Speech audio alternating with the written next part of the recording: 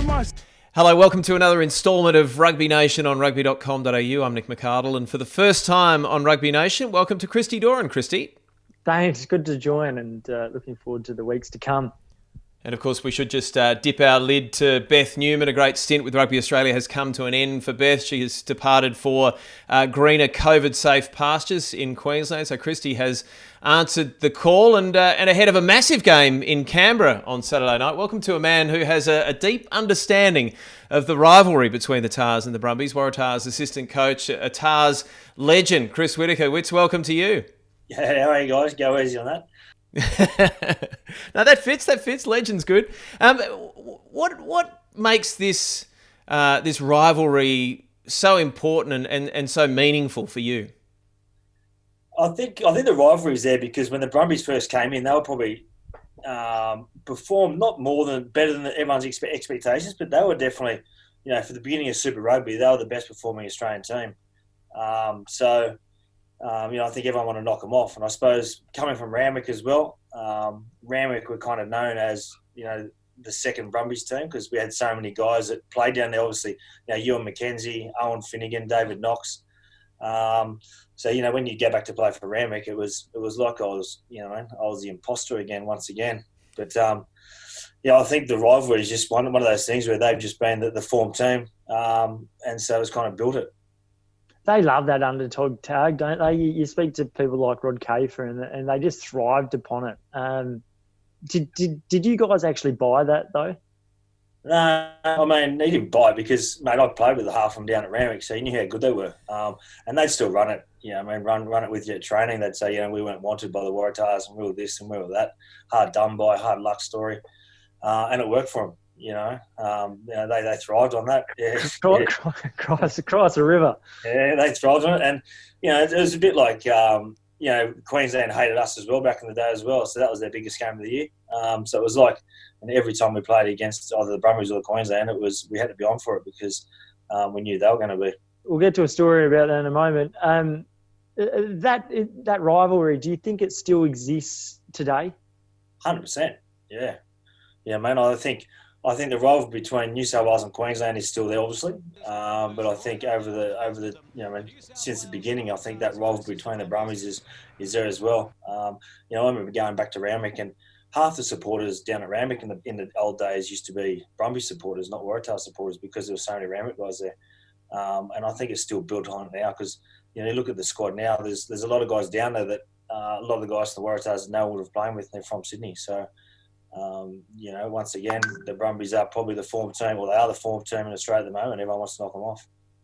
There's all that myth and legend that you've touched on, and one of those legendary tales is about 2005, and you'd never won in Canberra, and Ewan McKenzie paints the bus, or gets the Waratahs bus, and he drives it down, and you park it at Griffith in front of in Brumbies HQ, and you drive it around town. You remember that day? I remember it. We obviously went on the bus and things like that. But back in the day, they had the big Waratah bus with everyone's photos on it and things like that. But Ewan definitely tried to make it, because I think everyone was always, the obvious reasons, it was cold, there wasn't much to do, and there was a good footy team down there. So no one liked to go there. So he tried to change that idea, get down there early and tried all week. So we're going down and enjoy ourselves and treat it like it's home. Obviously worked because we came away with the first win there. It was an interesting plan, but it worked. Didn't he say something like, we're going to walk around their city, we're going to go and we're going to drink their coffee? Yeah, something like that. Yeah. In the end, though, it doesn't really matter, does it? Because you still got to play a game of footy.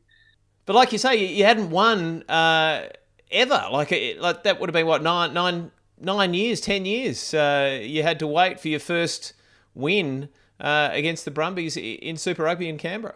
Yeah, 100%. But you look at the Reds as well. It was the same as the Reds. I mean, my first kind of 6-7 years, I didn't beat the Reds.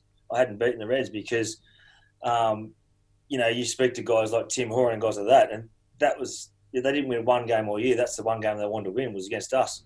I remember when we were kind of up the top of the table going for the semi-final spots and the Reds were down the bottom somewhere, but they'd come out and beat us because, the whole thing was that rivalry between the two. And if I was completely honest with you, I don't think we had that back in the day.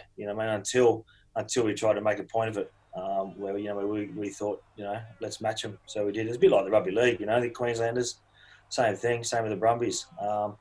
It's like we didn't have a chip in our shoulder, and I suppose it's something you needed. So what's the turning point there? What's the flick of the switch that goes, no, we need to actually make Sydney a fortress? Or how do you, at what point in time do you go, no, we've actually got to go down to Canberra and do what you and Mackenzie did? I think everyone just got sick of losing down there. I think everyone just thought, enough's enough. We've got to get down and we've got to do something different. And I suppose it's just changing that mentality of doing something different. And instead of regretting it, or not regretting, but not enjoying going down there and not looking forward to it, I think he changed that whole mindset of let's go down there and let's do something special. What about this time, Wits? Brumbies on top of the table, Waratahs third, but only 3 points adrift. And then, of course, the prize for finishing top in a few weeks' time is that direct entry into the final. This is huge for all sorts of reasons this weekend. Yeah, it is. We're the underdogs, that's for sure. I mean, as I said before, for the last couple of years, if not longer, the Brumbies have been the form side in the competition. It's been a while since we beat them down there. I think it's been a while since we beat them up here as well. So, they're coming on the back of a bye, which is, we seem to get all the teams off the back of a bye at the moment, which, it is what it is. So they would have had 2 weeks to prepare for this game. So we've tried to freshen up a bit this week. Tried to, make sure that we're not going to get out enthused and out bashed on the field, because we've played 2 games back to back, pretty tough games. So by the time we get down to Canberra, hopefully we're right to go. I can almost hear Dan McKellar saying that they're the underdogs this week, because they're coming off a loss a fortnight ago. They're coming off the bye. You guys have had 2 really good wins. It's like this battle for underdog status. Come on. That's their first loss in how long? You can't read into that. Far out. Yeah, mate, I think we're getting better, but obviously we're not happy with where we are at the moment. We still think we can get better, but it's going to be a big ask. Mate. We've gone from the Gold Coast on 21 degrees down to Canberra at 1 degree, so we've got to go down and enjoy that and enjoy playing the best team in the comp down there. Chris, you've not only gone from that, but you've also probably, to be brutally honest, the Waratahs have gone from being a side that has been massively underwhelming in the last number of years, and perhaps for the first time in a long time, the expectations of the Waratahs were pretty slim going into the regular 2020 Super Rugby season, but particularly even more so into the Super Rugby AU season. Off the back of a couple of slow starts as well, a few losses, did that irk? I'm sure it irked you, but at what point in time did the squad manage to step that performance level up a gear? Because it was a huge shift the last 2 weeks from what we've seen for the last number of years. Yeah, but I think if you look back at the first game against the Reds, we were in front in that game with 20 minutes to go.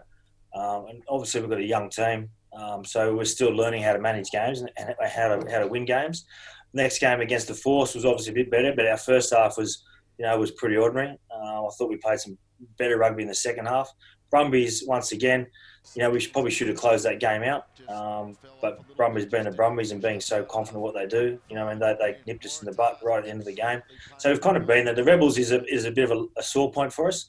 I think we got out enthused, just out bashed in that game. Not out enthused, but definitely out bashed. physically, they just dominate us.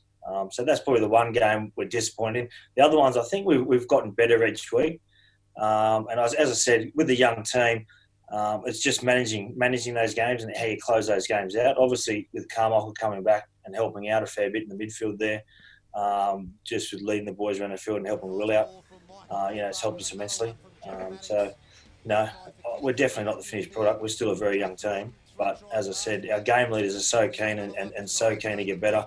Jackie Gordon's only second game back as well. So, the introduction of a couple of senior head guys there with Jake and Carmichael's, made a big difference for us. Chris, you're almost characterising it as a growth, a continual sort of, growing of the team rather than something a switch being flicked over the last couple of weeks. Yeah, 100%. I mean, we've been doing some good things at training as well. And then obviously you come out of the game and we're playing good in patches, but haven't been able to put the 80 minutes together. We still haven't put the 80 minutes together, and that's a work in progress. But I think we're moving. It might not happen this year, but we're moving in the right direction. The bye round, besides throughout Super Rugby AU, seemed to have performed quite well off the back of a bye. But the bye round itself, was there anything that was said? Can you give us a bit of an insight around the coaches, because as well as the playing group? Because I dare say there was a lot of pressure, and there was things that were being said, there was things that were being written in the media. Absolutely. Was there anything different in the lead up to the clash against the Reds? No, I mean, I think if anything, it's benefited. I mean, Rob's a very positive coach.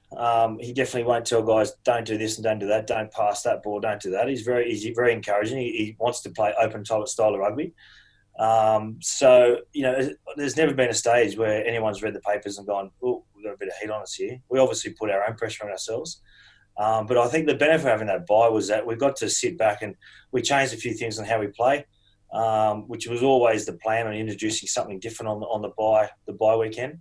And then I think we get an extra couple of days to prepare for the Reds game. We gave the boys kind of Monday to Thursday off, or Monday to Wednesday off, and then we came in and did a session on the Friday just to prepare for the Reds of the following week. So the boys got really fresh. We had a game plan and worked on some few new things, and the boys have been really positive. Which you've been around for such a long time and seen different periods in Australian rugby, some great success obviously, but also some lean years. If you're able to, not just with your Waratahs hat on, but just in a general sense, step back and have a look at the talent that's coming through, how would you characterise, or how would you assess where Australian rugby is at the moment? It just feels like there's starting to something bubbling there. 100%. I mean, you look back in the days back when you had like the John Eales, the Tim Hoare, and the Jason Lewis coming through, George Greig and those type of guys. You can almost feel something like that coming through. Guys that are going to be, in the top echelon of the players in the world. There's that young breed coming through. They've got plenty of enthusiasm. They want to win, and they want to get better. I mean, you look at someone like Will Harrison, and Ben Donaldson, the two young tens. They're there every day doing kicking. It's no coincidence that he's kicking for goal. He's missed two or something all year. So they're just keen to learn and keen to get better. But you look around every team like Queensland, they've got young guys coming through. The same team from the Aussie 20s that Jason Gilmore had over in Argentina. There's just guys coming through the system at the moment.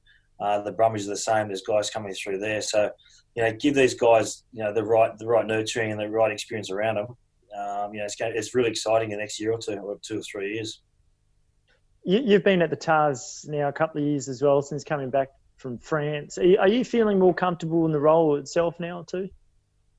Yeah, it's enjoyable to work with the young guys, obviously, and obviously just to try and put that experience around them as well. Even someone like Michael Hooper made a comment the other day to me saying that in that COVID break we put him in a group with a lot of young guys, and it really refreshed him. Just the enthusiasm with the young guys. So I'm really enjoying the whole, all the way down from 18, 19, all the way up to 30 odd. So right now there's a good mix, and everyone's trying to improve each other. So it's good. Who do you take your coaching cues from? You played under some terrific coaches over the years. Have you sort of collected something from each of those, or are you just doing it your way? I kind of do it my own way. Like I'm not a ranter and raver. You know what I mean? That surprises everyone. Shock horror. Yeah, really? Yeah, so I try and do it my own way. I've obviously got some guys I'm close with. Back in the day I was blessed to have, someone like Alan Gaffney when I was playing, and then when I went overseas he was on as well. Guys like David Knox, who was very laid back and relaxed. Then you go Michael Checker, he's got the two sides as well. So I try and take a bit of everyone, and then I'm still learning. Like even, at the moment, obviously with the coaching stuff we've got there, with Rob and stuff, and Jason Gilmore, he's got experiences everywhere. So I think you're just always learning and trying to put bits and pieces in there. But as a person, I don't want to change the person. I'm not going to change my personality to suit my coaching style. I am what I am, and that's how I do it. And I imagine that, clearly there are some assistant coaches around the world who are happy to play that role. But, if you're an assistant coach, most people ultimately want to be a head coach. Is that on the agenda? No, not really. I'll just see where it takes me. If I think I'm ready for it and the opportunity arises, I'll think about it then. But at the moment, I'm learning too much where I am, with Rob and everyone else around there. So at the moment, no, I haven't even thought about that type of stuff. Chris, we're seeing a lot of promising young players coming through. You've spoken about a couple of them, but the likes of Will Harrison, who's only missed 2 conversions, two shots at goal. James Ram, these sorts of players. There's going to come a point in time where we start talking about the Wallabies, and fingers crossed there's test matches in 2020 and a number of them as well. Those sorts of players, do you have fears for them if they get promoted, or do you back them as an assistant coach of the Tars to go, no, we're actually preparing these Super Rugby players who might be only 20, 21 to take the next step up at some stage? Yeah, I mean, if they're good enough, and I think they are, I think, age doesn't matter, but, you think about how good they go with even some more experienced players around them as well. It would even bring them through even further. So, everyone there is playing Super Rugby at the moment. I would have no issues with them going up to the Australian level. Obviously, the coaching level there is first class. So it'll benefit. It'll benefit them. Having different ideas and different people.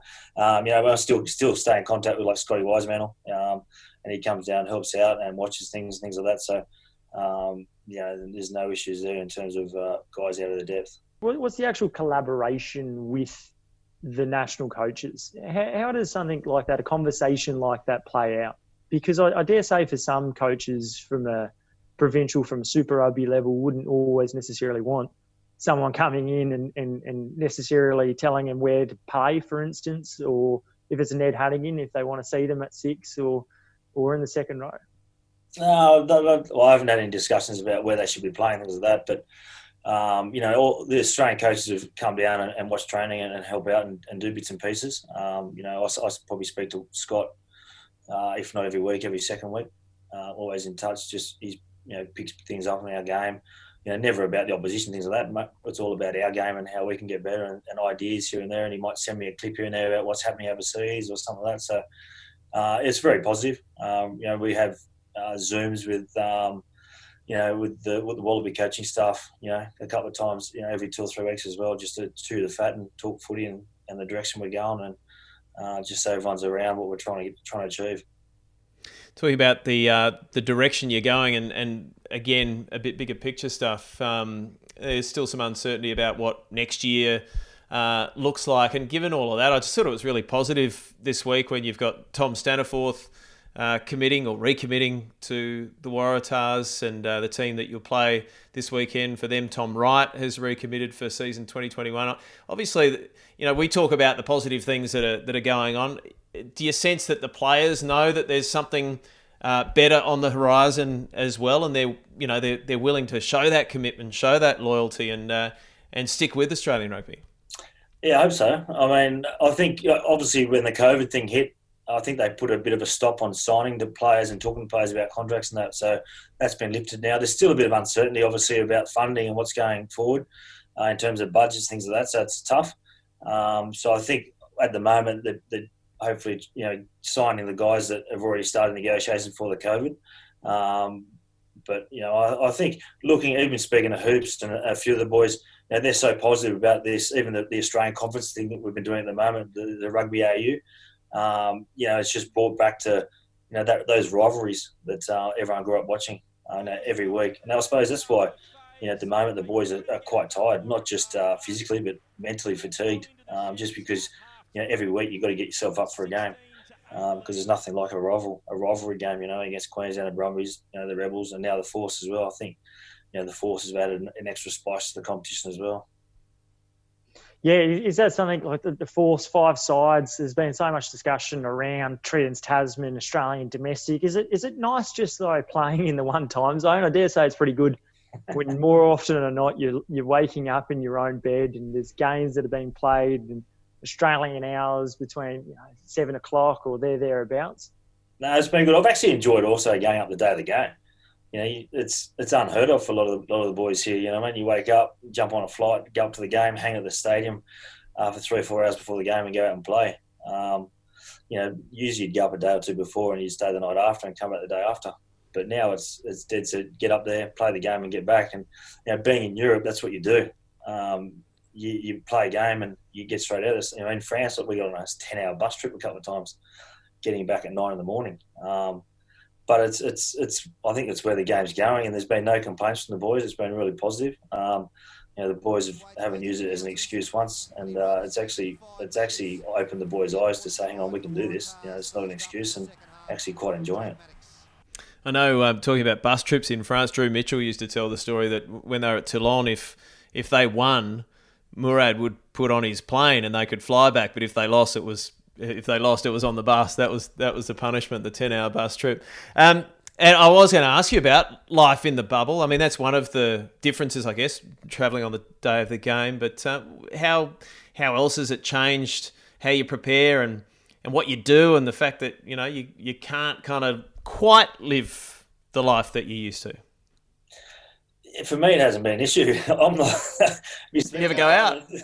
I'm not someone who's quite social anyway and goes out and does stuff. I'm quite happy, I'm a bit of a home person. Being overseas for 12 years, I've kind of gotten used to, hanging with my family and doing my own things. So for me, it hasn't been an issue. Obviously, I miss my friends and my mum and dad and things like that. But I think for the boys, the same thing. I think it's given us more time to prepare for the game. Probably less reason to go out and have a beer after a game, I suppose. So it's heads down and concentrate and do the best we can. It is harder though. It is harder though for the players, isn't it? Like you think you're 20-somethings, probably not the ideal scenario to have to be at home. 100%. We even had guys like Will Harrison had his 21st birthday. Things like that where you go, oh, that's tough. Yeah. We had a guy, one of our team. We had Benny McCormack get married the other day as well.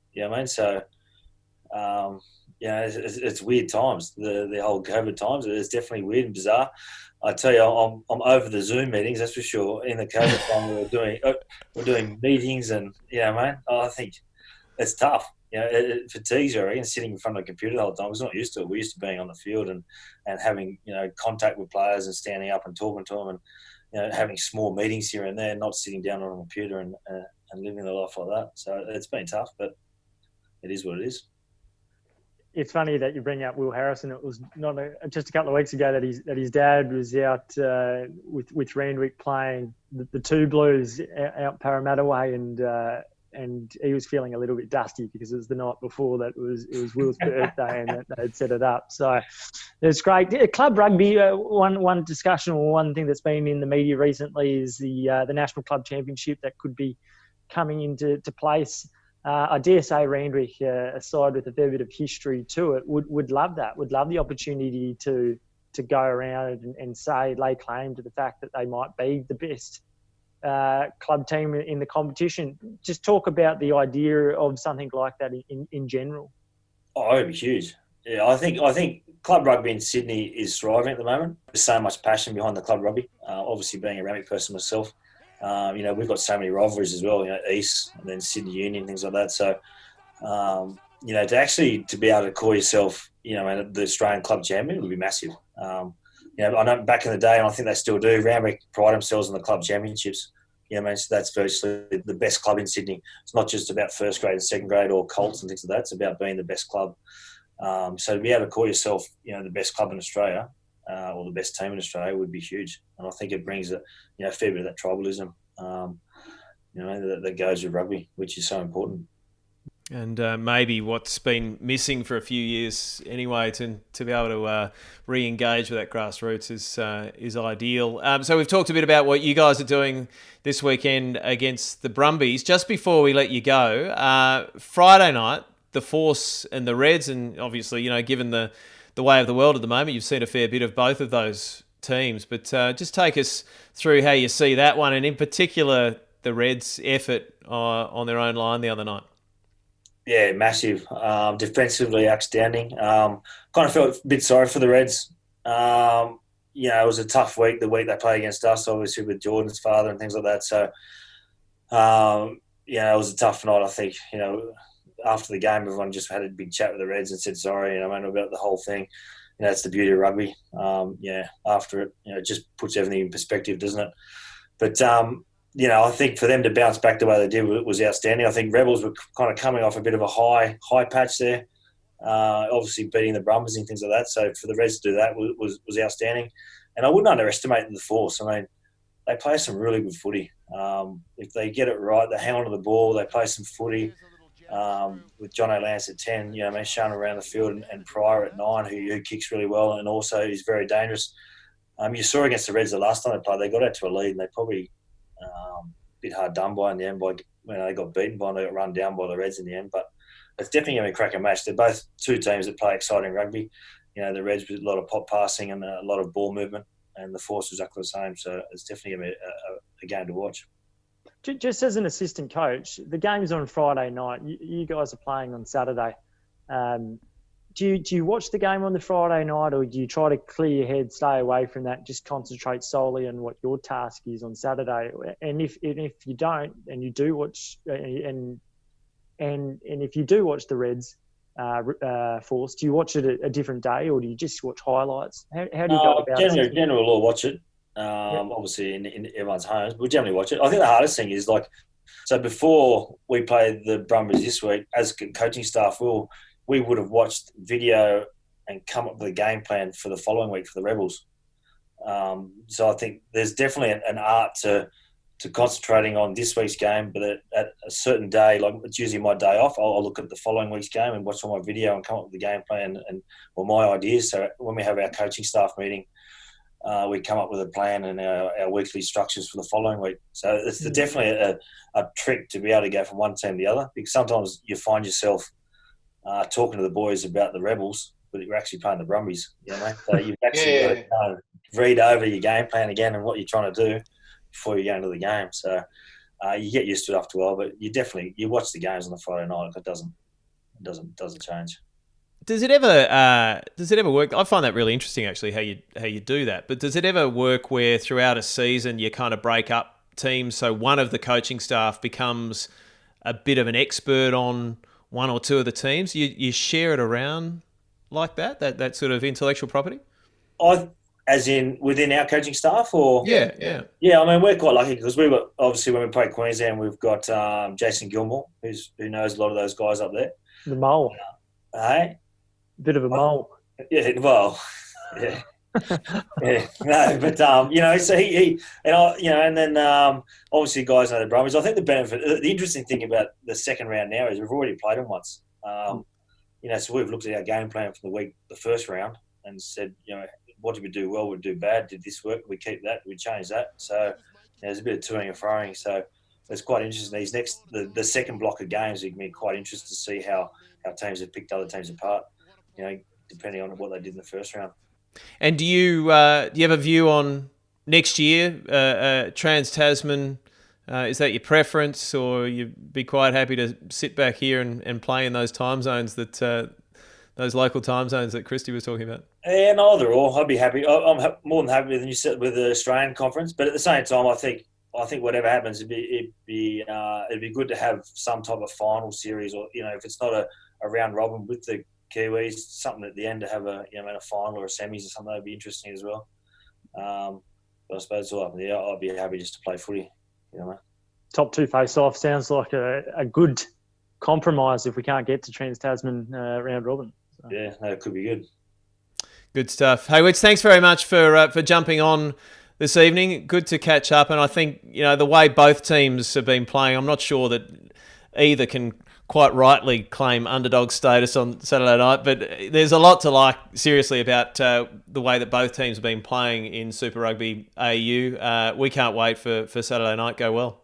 Thank you. Thanks, guys.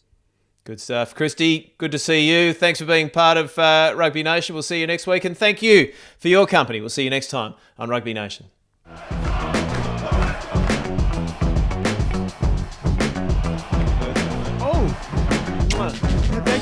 Waratahs.